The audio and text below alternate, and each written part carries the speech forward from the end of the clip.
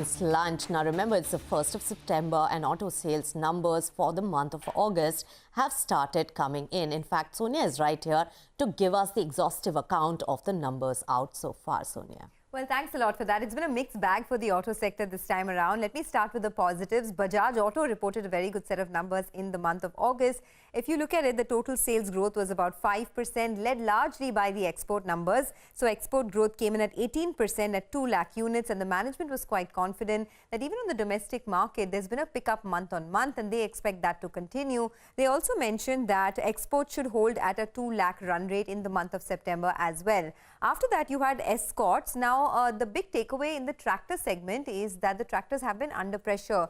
So Escorts reported a sales fall of around 12.7% year on year and down 13.3% on a month-on-month basis. The sales are down for the second straight month, although the management commentary has been positive. They said that demand has definitely improved, farmer sentiment is strong, and inquiry levels are building up, driven by favorable macroeconomic factors. Now let's move on. The big takeaway really this month is that commercial vehicle sales across the board have seen an improvement. So Eicher Motors reported a good growth of 93.5% year on year and 12.2% month on month in its Volvo Eicher commercial vehicle sales. Not just that, Ashok Leyland saw an improvement both year on year as well as month on month.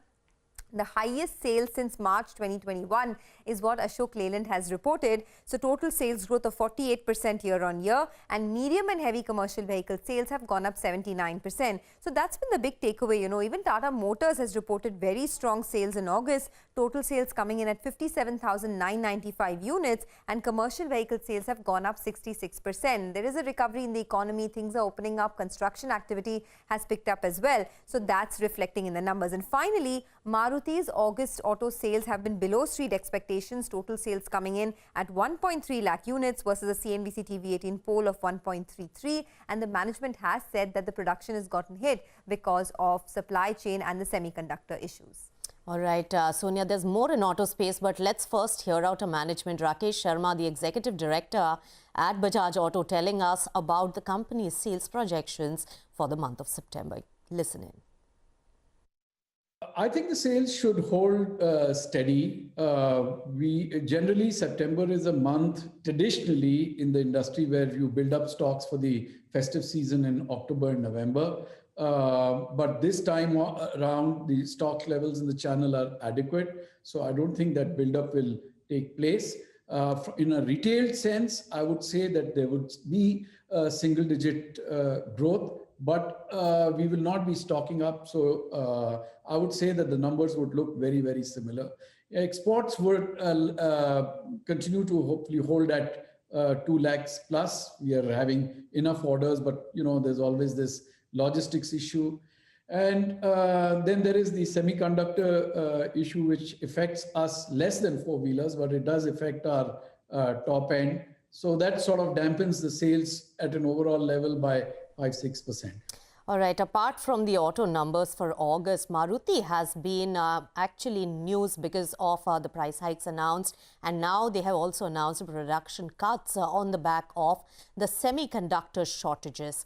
Now, Sonia is right here to tell us more about what this lower production really could mean for the company's financial performance, Sonia.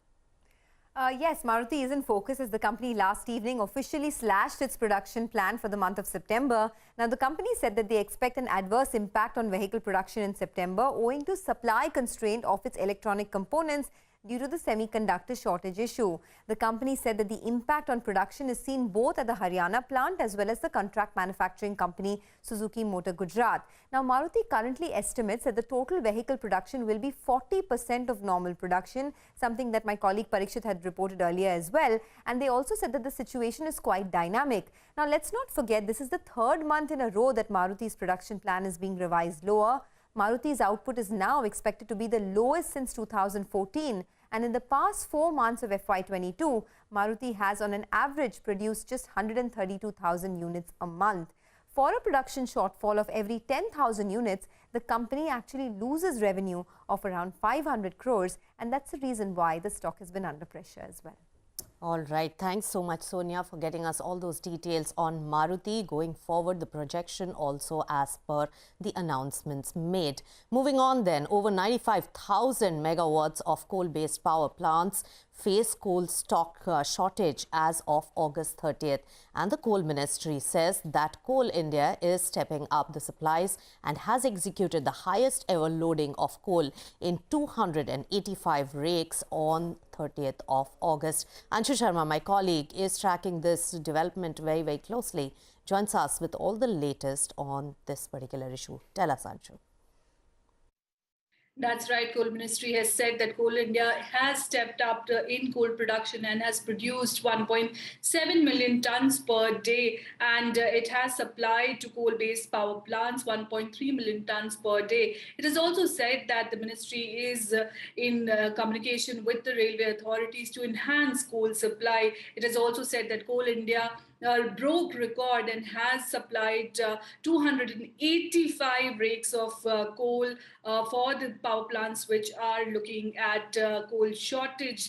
Now, let me remind you that over 95,000 megawatt capacity are facing coal supply shortage between 0 to 8 days of supply, which is critical and supercritical level. Now, we are also given to understand that the peak demand for electricity is also coming down, and from October onward we do see dip in demand for electricity. So we'll have to wait and watch out how this 1 month passes. Back to you. All right, coal shortage. Thanks, Anju, for the latest. Onto the banking space, and HDFC Bank is set for a management change. Banking sources tell CNBC TV 18 that their wholesale credit risk head is set to join Bank of Baroda. Ritu Singh gets us all those details. Ritu. Public sector banks are looking to strengthen their risk management functions and make lateral hires, especially with the government also nudging them in this direction. So we've been given to understand that the head of HDFC Bank's wholesale credit risk is set to join Bank of Baroda as its new chief risk officer. So Anant Raman S, the joint head wholesale credit risk at HDFC Bank, will be joining as Bank of Baroda's new CRO on a contractual basis, is what we've been given to understand. Now, he has been with HDFC Bank since April of last year after a 2-year stint at L&T Finance as its group CRO, prior to which he was at HDFC Bank between 2006 and 2017. And this is a very positive development from a Bank of Baroda point of view, because risk management is a very important area for banks, especially given the current environment. And if you recall, it was only in 2019 that the government had allowed public sector bank boards to appoint CROs from the market and pay them market-linked compensation to be able to attract good talent. And we've been seeing a trend in this direction, not just with Bank of Baroda, but also others like SBI and Punjab National Bank making lateral hires to strengthen their management functions. All right, thanks Ritu for getting us all those important details. And with that, we'll slip into a short breather on Business Lunch. But before that, here's the most exciting announcement for you, our viewers. Get Money Control